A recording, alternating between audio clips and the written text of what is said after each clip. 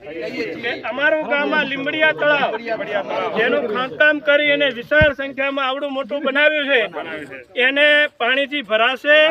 અને હર સાલ એને સાફ સફાઈ કે માટીનું આજુબાજુથી પૂર્ણ થશે તો એને અમે સ્વખર્ચે એને સારું ફર્સ્ટ ક્લાસ ખાણી ચોખ્ખું કરી એની એવેરનેસ અમે રાખશું એ અમે બેન આપને ખાતરી આપીએ છીએ। લોકો અમારા દાદા એમ કહેતા કે અમે આમ 10-8નું રોઢવેથી કુવામાંથી પાણી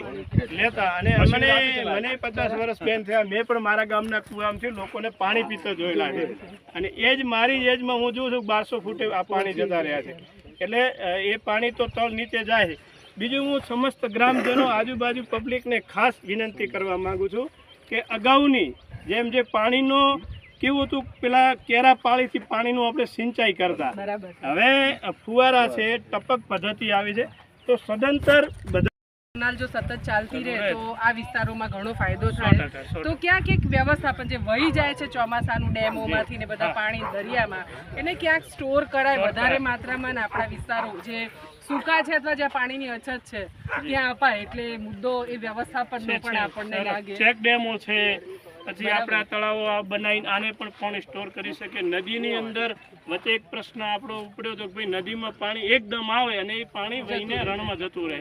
તો એની અંદર નદીમાં પણ એક મોટા ચેક ડેમો બને તો એ પાણી ત્યાં સ્ટોર થતું ધીરે ધીરે જાય તો એ પાણી નદીની અંદર ઉતરે તો પણ ખેડૂતોને ભૂગર્ભ જળમાં ખૂબ મોટો થાય। બનાસ અહીંયાથી કેટલી દૂર થાય? બનાસ અહીંયાથી 5